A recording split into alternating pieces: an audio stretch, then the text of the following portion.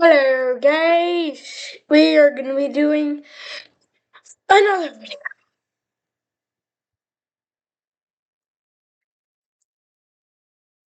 Do. What should we play? I don't know, but we can't play. Bye bye night. I'm really bored, y'all, because none of my friends are on right now. Not even Logan Voyo. Yes, it's the guy I hang out with. You've heard me in his videos, but this is my game. But this is my video. So yeah, once he gets online and I'm online, we're gonna do a video together.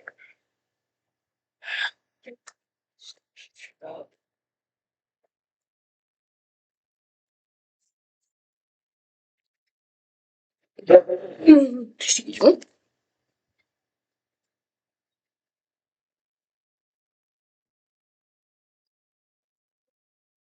I'm starting Minecraft.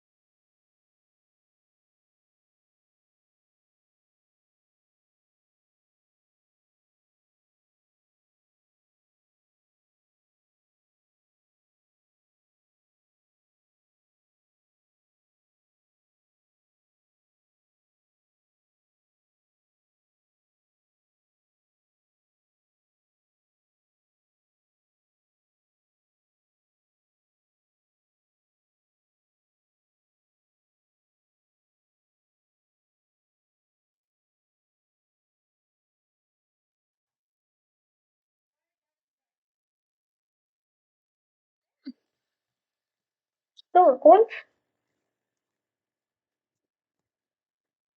Yeah. Did y'all anybody call on my phone?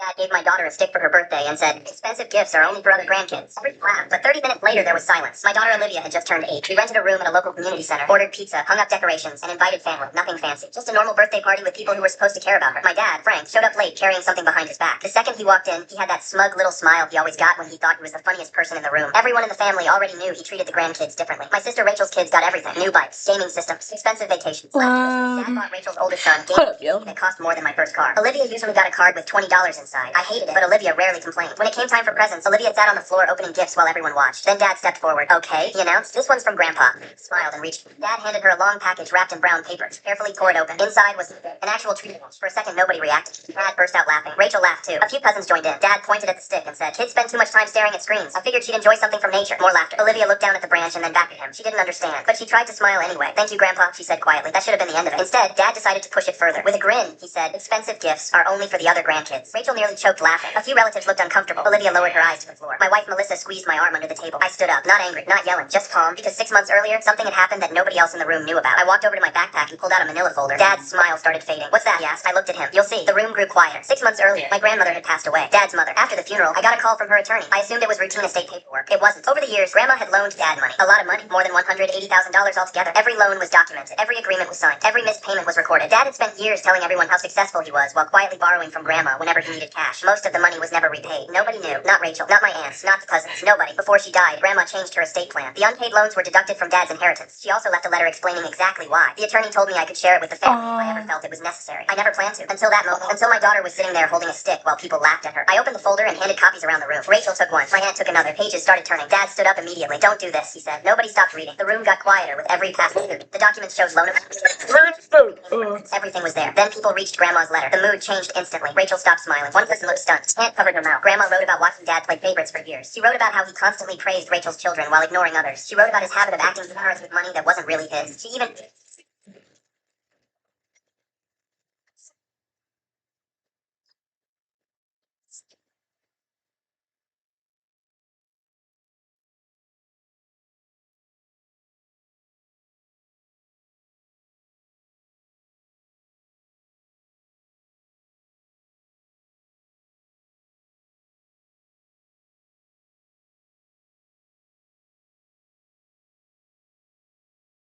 Alright.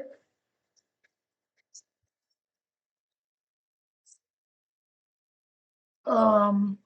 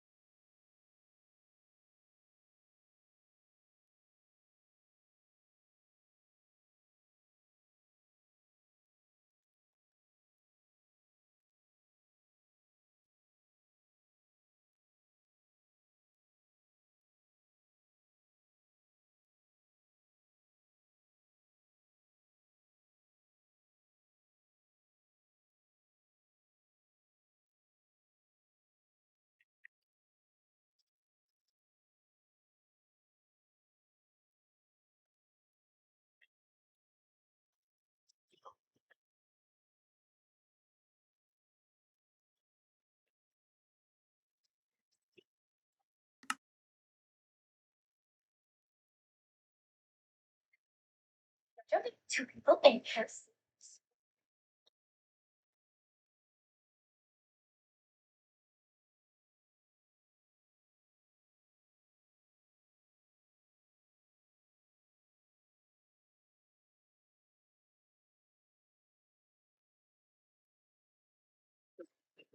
unlock and hand over their personal phones so they could install work-related apps on them.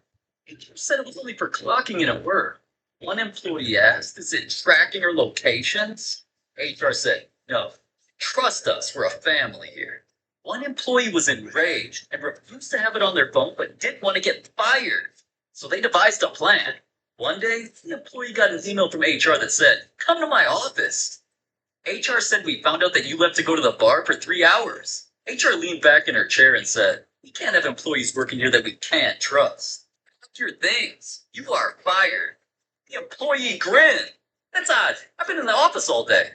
I gave you my old phone for the app. I gave it to my buddy who went to the bar. I thought you said you weren't tracking us and that we were a family. Family doesn't lie to each other. Oh, and after IT helped me check your location, turns out you sit in your car for 2 hours every Friday eating at Taco Meat instead of working." HR froze and told him to go back to work. The company quietly dropped the phone app. HR demanded that the employees unlock and hand over their personal phones so they could. This has got to be one of the funniest tests in SCP history.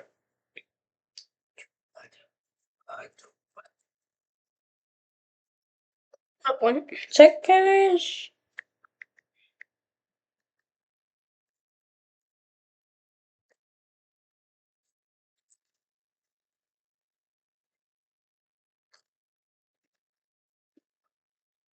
Oh, excuse me.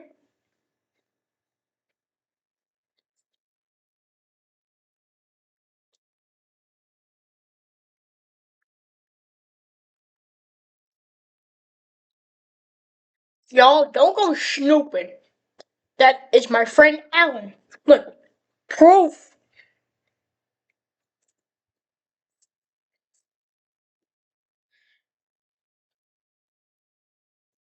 I had to prove that to y'all because I know some people will try to go deep down deep and try to find some criminal records of me that don't exist.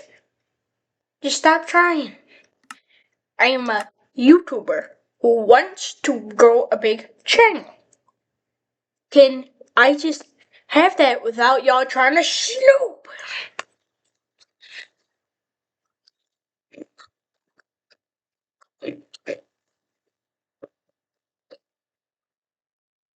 Just be thinking y'all am.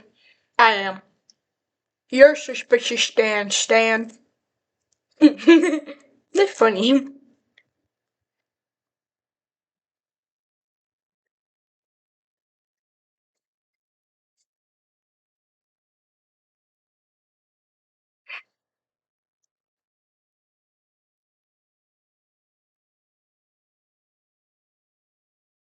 I don't know. I actually don't know what I was gonna do with pissing.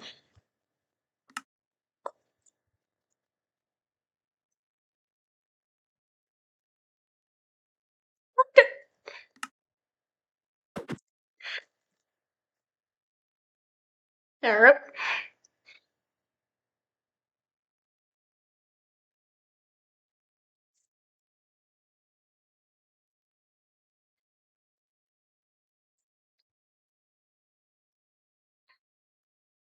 I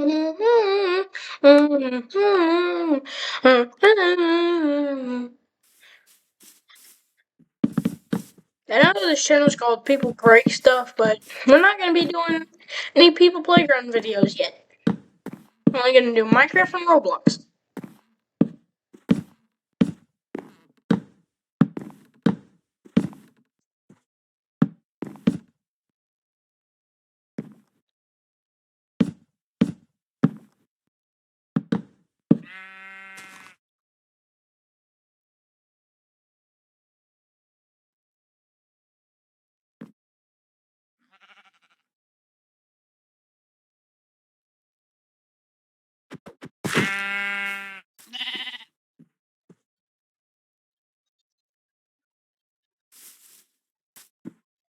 How does the mix work again, guys?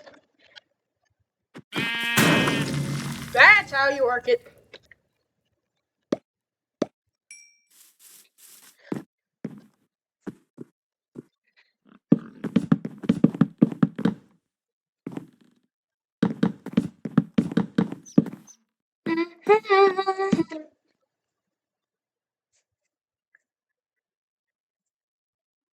Stole my pencil.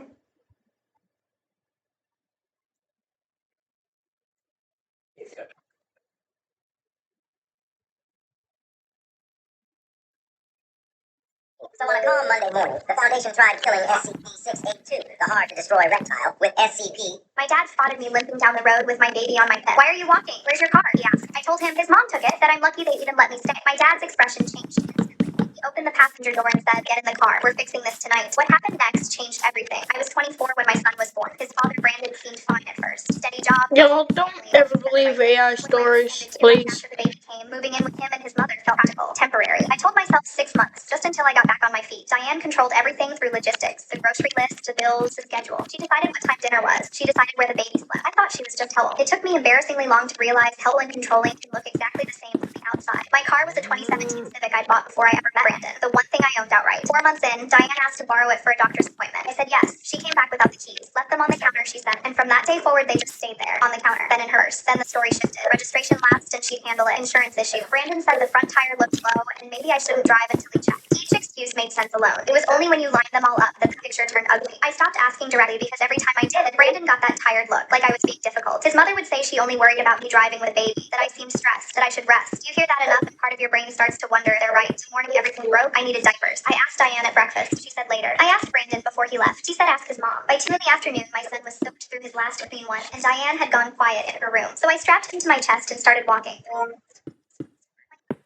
20 pounds. I was in sandals because my sneakers were in the back of my own car I wasn't allowed to drive. About a mile in my left foot had a blister tearing open and I kept walking because what else was I going to do? That's when my dad's truck came around the bend. He almost drove past. Then the brakes hit so hard the tires skipped. He was out of the cab before it fully stopped. Gravel flying around his boots. He looked at my face, at the baby on my chest, at my sandals, at the road behind me. He said one word first, just my name. I held it together for about 4 seconds. Then I told him everything. Not the polished version, all of it. The car, keys on the counter, the months of excuses, the way I'd started asking permission just to leave the house. By the time I finished, I was crying, and my son was patting my cheek with one hand like he was trying to help. My dad got very still. He's never loud when he's angry. He just goes quiet in a way that means something has been decided. He said, "Get in the truck." I started at the baby stuff, his formula, my clothes. "We'll handle it. Get in." We drove to the house. No call ahead. He knocked once. Diane opened the door with that practiced smile, and he looked at her and said, "Her keys, right now." She started explaining. The registration, the insurance. She was only trying to, he said it again, quieter. Her keys, she got them. I don't know what she saw in his face. I've known my dad my whole life, and even I felt it standing next to him. He wasn't threatening. He didn't raise his voice. He just made it completely clear there was no version of this conversation. How do y'all like my little house? Back in the truck in under 5 minutes. He didn't lecture me on the drive. Didn't say I should have called sooner or that he'd seen it coming. He asked if my documents were at the house. I said yes. He said we'd go back to the rest when Brandon was home so there was a witness. Already had a man. I asked when he'd gotten such. He glanced over and said, "You're my kid. This was always going to happen the minute you needed it." I cried again. He handed me a gas station napkin from the cup holder without looking over. We went back that evening. Diane tried the first list. My dad stood in the doorway while I packed a bag and grabbed my son's documents, and nobody said a word that mattered. I stayed at my dad's for 6 weeks, found a job, found an apartment, small, old carpet, flickering parking lot. Old door. Hooked by the door, and nobody had an opinion about where I drove. Some people Do do do do do do do do do do do. Why are you walking? Where's your car? He asked. I told him his mom took it, that I'm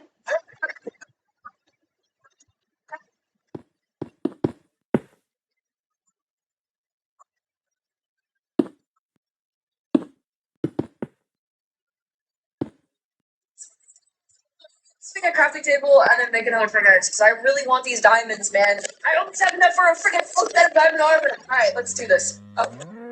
Wait, 2 crafting tables. What? Please don't break. Oh, come on. All right, let's make a crafting table and then make another pickaxe because I really want these diamonds, man. I almost have enough for a freaking full set of diamond armor. All right, let's do this. Oh wait. What? 2 crafting tables. What? Please don't break. Oh, come on. All right, let's make a crafting table and then make another pickaxe because I really want these diamonds, man. I almost have enough for a freaking full set of diamond armor. All right, let's do this. 2 crafting tables. What? Please don't break. Oh, come on. All right, let's make a crafting table and then make another pickaxe because I really want these diamonds, man. I almost have enough for a freaking full set of diamond armor. Let's do this. 2 crafting tables. That doesn't work. Come on, all right, let's make a crafting table and then make another pickaxe. I really want these diamonds, man. I almost have enough for a freaking full set of diamond armor. All right, let's.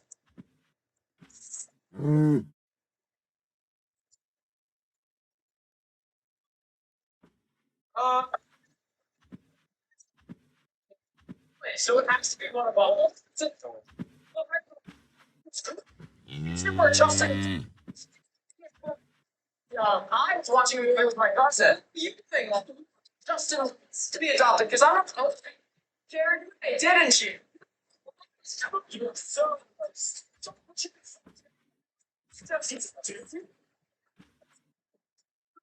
Tighter, chill, just discuss this ball.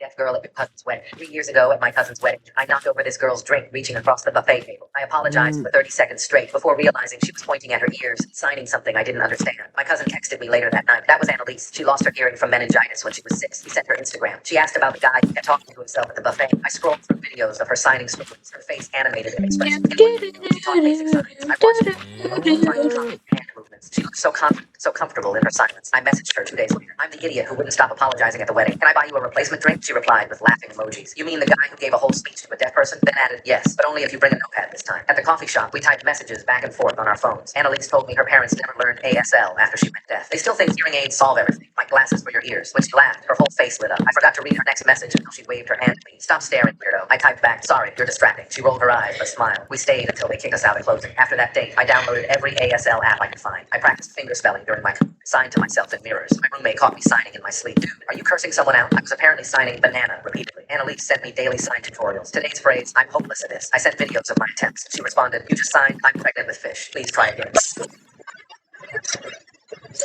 Friends at a game night. Everyone signed so fast, my eyes couldn't keep up. Her friend signed something that made everyone laugh. Annalise translated. She says you sign with an accent, like a baby accent. I tried signing back. At least I'm trying. More laughter. Annalise fixed my hands. You just said you're crying. Close enough. 2 years in, we moved in together. I was fluent by then. Our apartment peaceful, except for her cat who meowed at shadows. We signed everything, rarely using our voices. Annalise preferred it that way. Said signing felt more natural than trying to read lips all day. But sometimes when she was focused on something else, reading or cooking or painting her nails, I started talking out loud to her, just little things at first. You look beautiful in that light. She never reacted, had no idea. Then it became bigger confessions. I want to marry you someday. She kept stirring pasta sauce. You're everything I never knew I needed. She adjusted the heat, completely unaware. It became my secret ritual. When she was absorbed in her phone, I'd practice proposing. Annalise, will you marry me? She scrolled through TikTok. I've loved you since you laughed at my terrible signing. She double tapped a video. I bought a ring. It's hidden in the folder. She never looked up. I practiced in the shower, in my car, whenever she couldn't see my lips moving. The words got easier each time. Sometimes I'd tell her about my day, my fears, my dreams, all these one-sided conversations she never knew about. One evening, her best friend Graceland visited. They signed rapidly in the kitchen while I pretended to read. I caught pieces of their conversation in my peripheral vision. Annalise was signing emotionally about something. Graceland kept encouraging her. Then I saw it clearly. Annalise signed, I want to propose, but what if he's not ready? We never discussed marriage. Graceland signed back. Maybe he's waiting for you to bring it up. Annalise responded, I've been carrying a ring for 2 months. I'm scared he'll say no. That night, Annalise was washing her face in the bathroom. I stood in the doorway and said clearly, I know you want to propose. She patted her face dry. I saw you signing with Graceland earlier. She applied moisturizer. I've been practicing proposing to you for 8 months. She brushed her hair. The ring is How do y'all like my house? next Saturday at the I know farmer's it needs market. some light. I will in just a sec. The next morning, she was making coffee, facing away from me. I pulled the ring from my gym bag and said, then said out loud, I love you, Annalise. I've been telling you that for months, but you weren't looking. Every day, sometimes twice. She reached for her mug. Turn around. When she did, she saw the ring box. Her eyes went wide. She signed frantically. What? How? I signed slowly, clearly. I've been practicing. Then I spoke, knowing she read my lips. Will you marry me? She started cry signing yes before pulling her own ring from her purse. What happened when you met a deaf girl at your cousin's wedding? 3 years ago.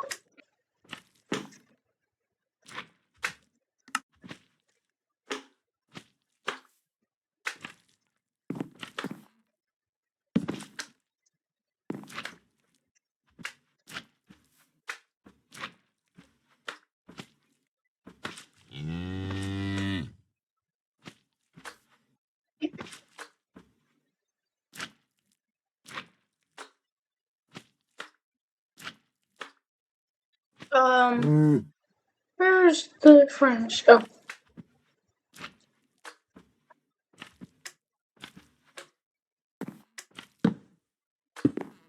Hmm.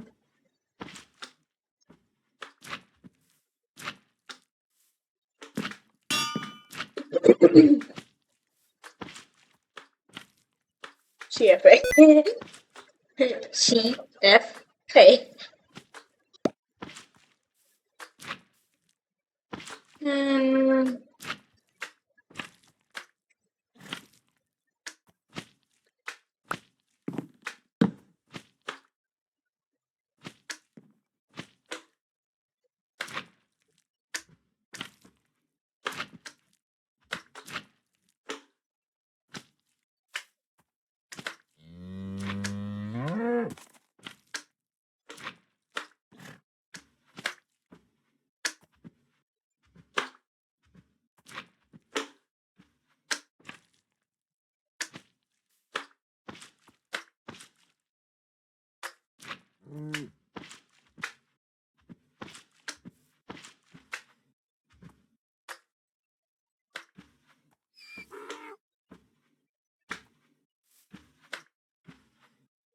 No! No!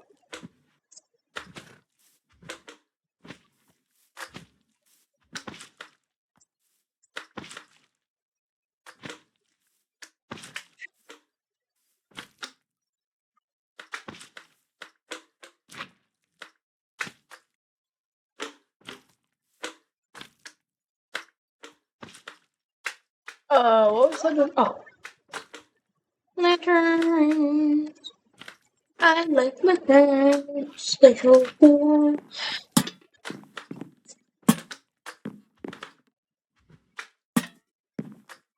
Okay, how y'all like my face? Pretty cool, right?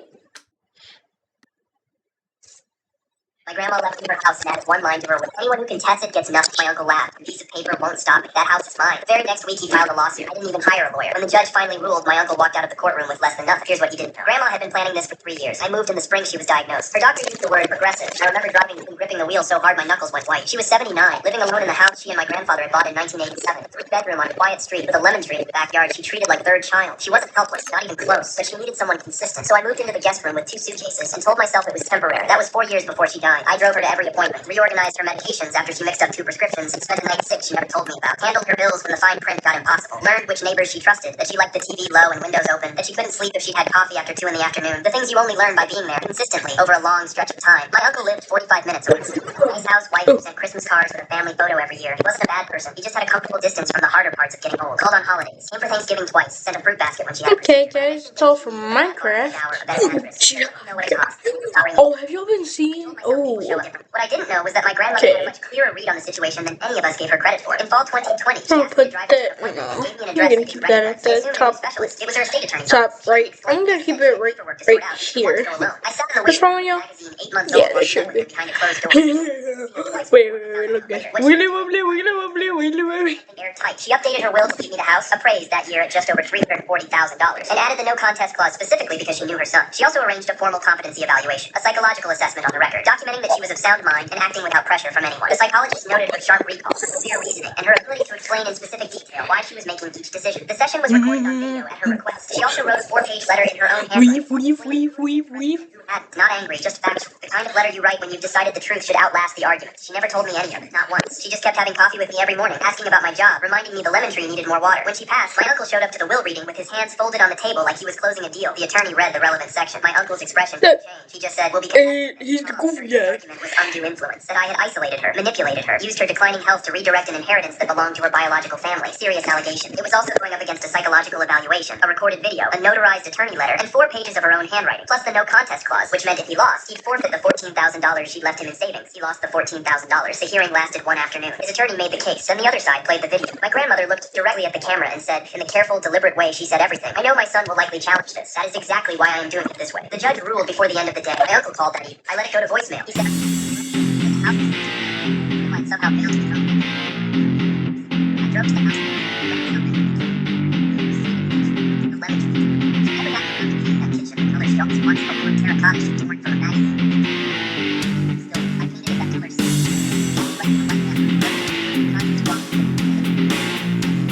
But that's not my hair.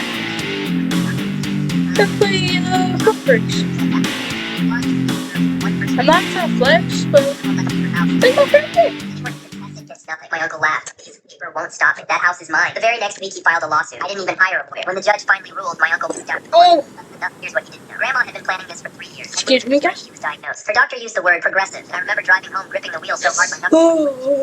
Living alone in the house she and my grandfather had bought in 1987. 3-bedroom on a quiet street with a lemon tree in the backyard. Treated like third child. She wasn't helpless, not even close, but she needed someone consistent. So I moved into the guest room with 2 suitcases and told myself it was temporary. Wait, what? Every appointment. Reorganized her medications after she mixed up 2 prescriptions and spent a night sick she never told me about. Handled her bills when the fine print got impossible. Learned which neighbors she trusted. She couldn't sleep. Coffee after dinner.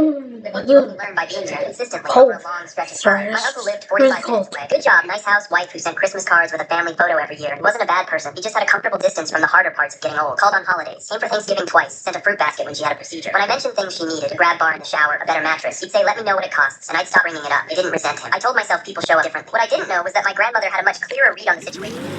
In fall 2020, she asked me to drive her to an appointment and gave me an address I didn't recognize. It was her state attorney's office. She didn't explain, just said she had paperwork to sort out and didn't want to go alone. I sat in the waiting room with the magazine 8 months old while she met with me behind closed doors. She updated her will to leave me the house, appraised that year at just over $340,000, and added the no contest clause specifically because she knew her son. She also arranged a formal competency evaluation, a psychological assessment. I'm sorry, Al, but this is really funny. This is really On video at her request. She also funny. Congrats whoever made that car. Y'all made it so funny, dog. It's pretty cool too. coffee with me every morning, asking about my job, reminding me.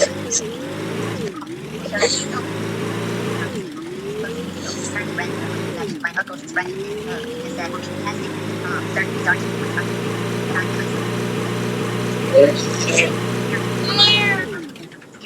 It was all psychological evaluation.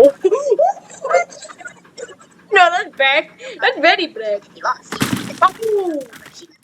He lost the $14,000. The hearing lasted 1 day. His attorney made the case, and the others. hell? I win.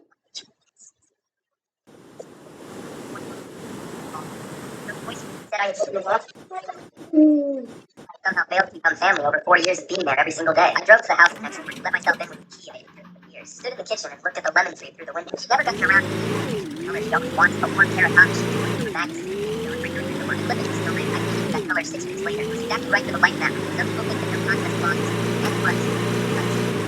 It's not quite right. She knows what's right. Just make sure only one person would pay the price for trying. Thanks to whoever made this, this good van. It's so funny in this map, dog. When the judge finally ruled, my uncle walked up.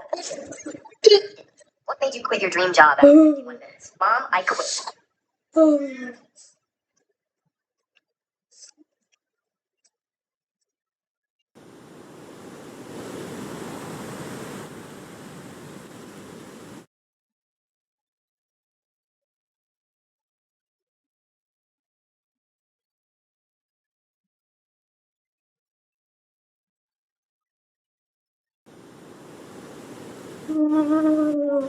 Alright, y'all want to see me drive into a ditch? I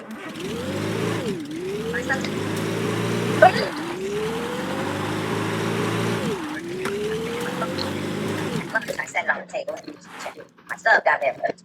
She picked it up, held it to her ear, and her face dropped. Why is this making noise? I said I didn't know. I went to open it. She ripped it out of her hand. Nobody touches anything. I've done the active break training. Just look at the sun. Take on my family is still up for my son's surgery. 3 days later, Mom texted me $10,000 for your I spent $1 with Bonnie and then froze their accident. My son, Noah, was 8 when he needed surgery. It wasn't life or death, but it wasn't routine either. The doctors found a problem with his injuries. Sloppy playtime. Falls be like. Finally scheduled the operation. The surgery was set for a Thursday morning. My wife and I spent weeks preparing ourselves. Noah was scared. Every night before bed, he asked if it was going to hurt. I told him the same thing every time. You'll wake up, and Mom and Dad will be right there. My family knew everything. My parents knew the date. My sister, Madison, knew the date. My aunt, uncle, and cousins all knew. They'd spent years reminding me that family always comes first. I believed them. 3 days before the surgery, my mother called. We're all coming, she said. Your father, Madison, everyone. I remember feeling relieved. For once, it felt like they were showing up. Thursday morning. We arrived before sunrise. Noah changed into a hospital gown 3 sizes too big. He tried to joke about it, but his hands shook when the nurse attached his wristband. My wife held one hand. I held the other. When they wheeled him away, he looked back at us. Of course, it's fine. Then the doors closed. The waiting room felt enormous after that. My wife and I sat there for hours. Every time the elevator opened, I looked up. Every time someone walked through the doors, I checked. Nobody came. Not my parents. Not Madison. Not anyone. Around noon, I texted my mother. Everything okay? No response. An hour later, I called. Straight to voicemail. They called me father. Nothing. Madison didn't answer either. The surgery finished successfully. The surgeon came out smiling. My wife cried from relief. I sat there staring at my phone. Still nothing. Later that evening, my mother finally texted. Sorry, busy day. That was it. No question about Noah. No apology. Nothing. I stared at the screen for a long time. My phone went 3 days later. I learned exactly what it was. Madison was getting married in 6 weeks. She'd been planning the wedding for over a year. At dinner that night, my phone buzzed. A message from Mom. $10,000. My wife looked up from across the table. What? I handed her the phone. She read it twice. Then she started laughing. Not because it was funny. This was unbelievable. The thing is, I spent years being the family's emergency fund. When Dad needed help covering a when Madison couldn't afford it. Mom wanted to be part and hers broke down. Everything was temporary. None of it was ever repaid. 2 years earlier, Dad convinced me to add my parents to a financial account I managed. It'll make things easier if anything happens. I trusted him. Big mistake. Over the years, small withdrawals started appearing. Whenever I asked, there was always an excuse. Family emergency. Unexpected bill. I let it slide. Then came the hospital. Then came the plane trips. I opened my bank. $1,000 tax. My son not one of them. Not one of them. I transferred exactly $1. Then later my phone started. Decline. Dad, declined. Madison, declined. The group chat exploded. What is wrong with you? Are you trying to embarrass your sister? Family supports family. I ignored every message. Instead, I called my bank. The representative spent 20 minutes helping me remove every authorized user from investment accounts. When we finished, Sorry, guys. password, updated security. Really hot. These are really hot. First time in years. Oh, actually mine. The next morning, Dad called from a different number. I answered. Why did you remove us? I almost admired the question. Not us your family. Just money. You didn't come to the hospital. Silence. Then he sighed. Madison's wedding appointments. I waited. That was apparently the entire explanation. Okay, I said. You chose. Then I hung up. The wedding happened one night. That wasn't advice. Neither was my wife. My cousin sent me photos afterward. My parents looked happy. Madison looked happy. Everyone smiled at the camera. A week later, another message arrived from Mom. Your father says you overreacted. Every no shared access, no permission, no second. No wife about which movie to watch. Neither of them looked up when I sat down beside them. They just made room. Family didn't show up in consumption. 3 days later, Mom texted, need 10. Minute has start. You may commence running. 5 minutes running. Shut down. Whoa. You can't see me. Huh? Hold up, guys. Why did my friend Blaze just send me an image? Oh, that's cool. Look what he sent me. That's cool.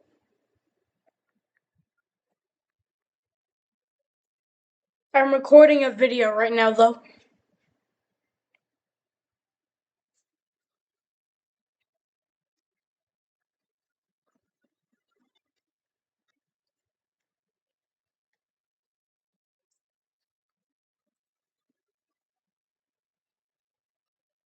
I finally figured it out.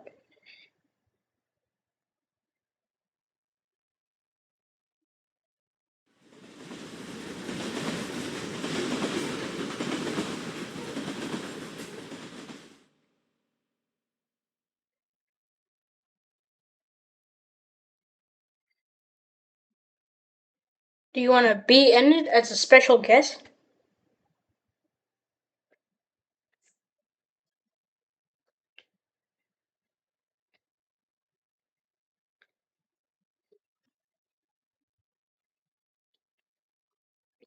Oh, excuse me.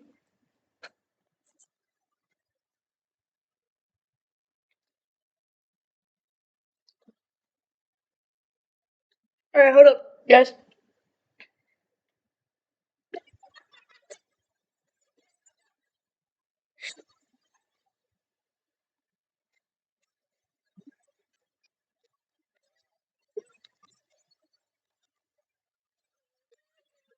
What's he ever?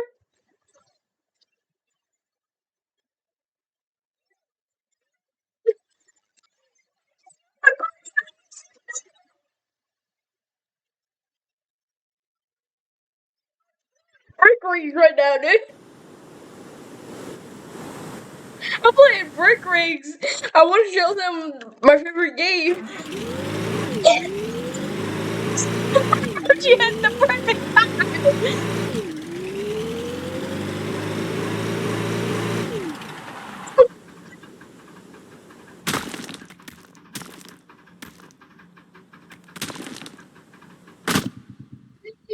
You. Huh? Whenever I first saw that emoji, I'm like, what the fuck? And then I send it to a friend and I go like, and then I just start the party and you hear me dying laughing. Yes. Bro, why did you say that at the perfect time too? Like, who are you? I was like, what the fuck is this motherfucker? And I was like, for a second, this motherfucker is laughing. And then I'm like, oh, that's why.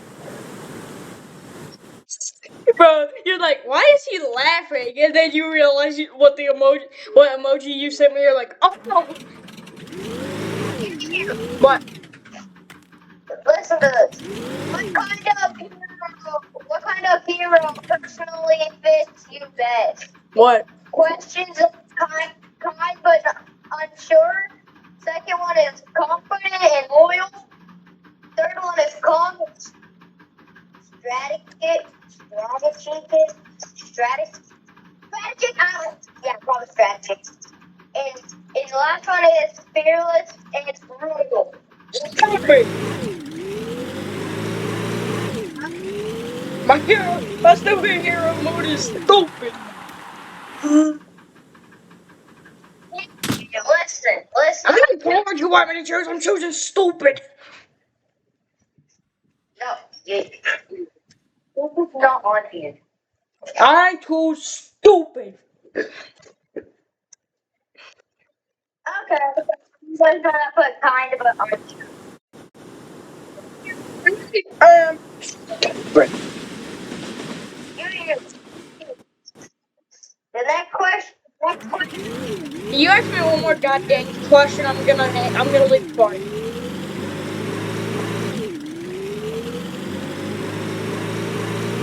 I don't like questions. That's why I said stupid.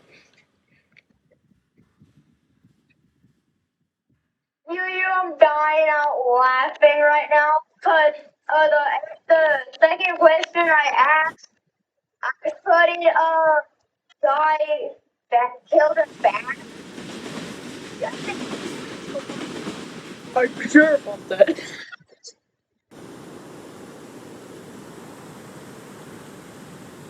Bro, you sent me the melon video, the melon playground picture. I was like, pretty cool. And then I said, I'm recording a vid right now, though. You're like, what do you mean? And I said, you want to be a special guest in it? And you said, and then you just hear me dying laughing. But you like whenever I said it without me, I was like in my head, I was like about me.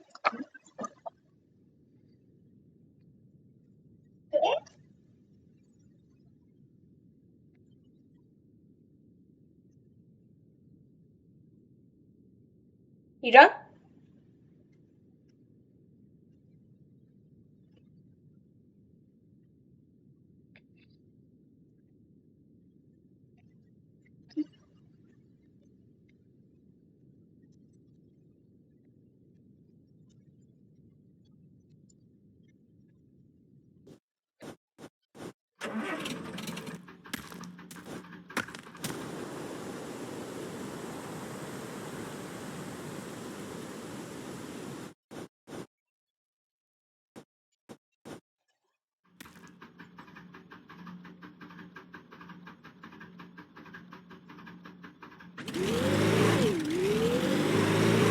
What about me?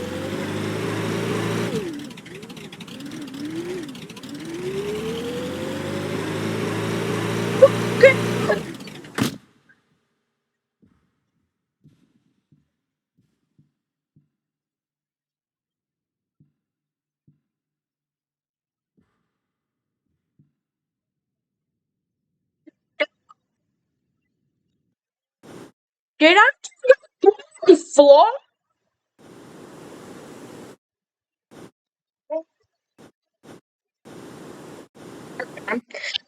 I'm done recording now. Uh, I'm